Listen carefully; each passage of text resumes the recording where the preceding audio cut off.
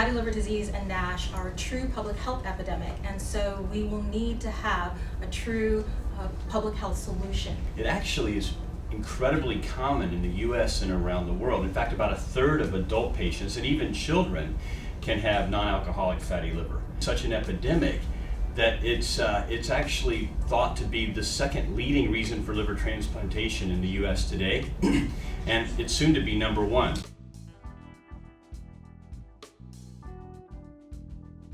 There's been a persistent myth that liver disease is benign until the very end, and that's not true. And most people think of cirrhosis as being linked to alcohol or viral hepatitis, but it can happen with any chronic liver disease, including non-alcoholic steatohepatitis. And then in learning what NASH could evolve to, I was also very shocked to find out the link to heart disease as well. The biggest problem with non-alcoholic steatohepatitis is it's an asymptomatic disease. Most people feel fine until they develop a lot of downstream consequences from the disease. The reality is, it really depends on having the tools to diagnose that condition. So in medical school, we learned that you have a liver problem if your liver enzymes are elevated, and if not, you're fine.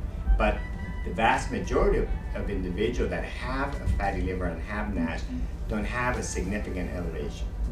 To be able to properly diagnose and stage the severity of disease in those that have it. And we've come a long way. We still have a little bit of way to go, but with everybody's cooperation in getting this done, we're going to find that solution quicker than we otherwise would.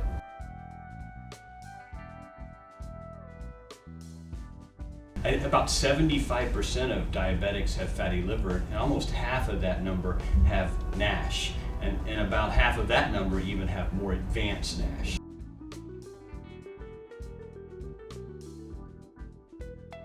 NASH is a metabolic condition. It's linked to obesity and diabetes, both of which are common diseases in our population.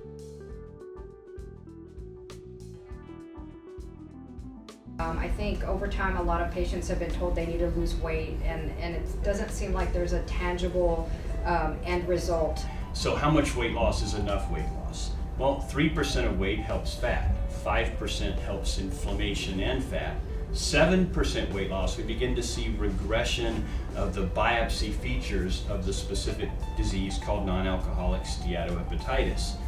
But the scar tissue, that fibrosis component, that's a normal wound healing response to injury, you need that, but left unabated can become a problem.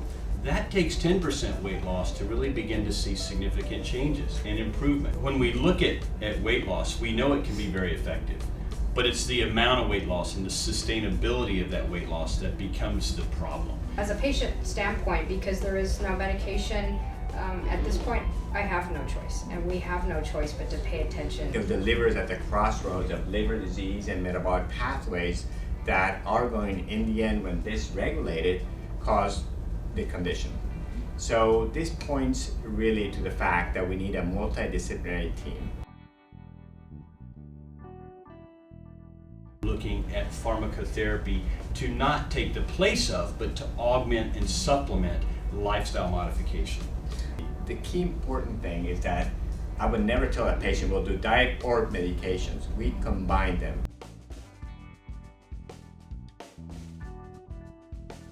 There's a huge reason for having the NASH Education Program. It has to get to disease state awareness. But I'm really happy to be part of the NASH Education Program to let people be aware of what to look for and what to do to not let this disease get any further. That solution will need to have aspects of public awareness, of clinical and clinician education, of patient education, support and navigation, and also a rich and full policy framework. And we particularly look forward to disseminating all of the rich content that's coming out of the NASH Education Program. As you mentioned, it's truly, truly needed by clinicians, and as you pointed out, patients need this direction as well. We are very excited to be a part. The Global Liver Institute is a patient-driven advocacy organization that promotes innovation and collaborations to advance liver health.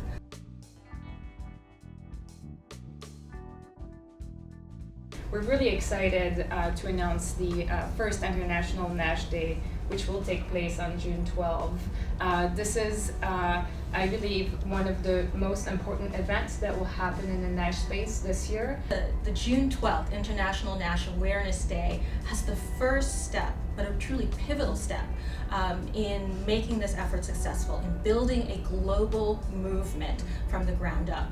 It is a nonpartisan initiative, and we're actually launching this event in about 20 cities around the globe. We need to bring everyone from a very different background together to make sure that we're being successful in this effort. If we can create this coalition of stakeholders, stakeholders who are involved with managing patients every day, but also stakeholders who are committed to fight against NASH. And those stakeholders can be patients and patient advocacy groups and their families. It can also be clinicians, physicians, clinical centers, investors, and the industry. And it has the potential of having a legacy of making liver advocacy stronger around the world.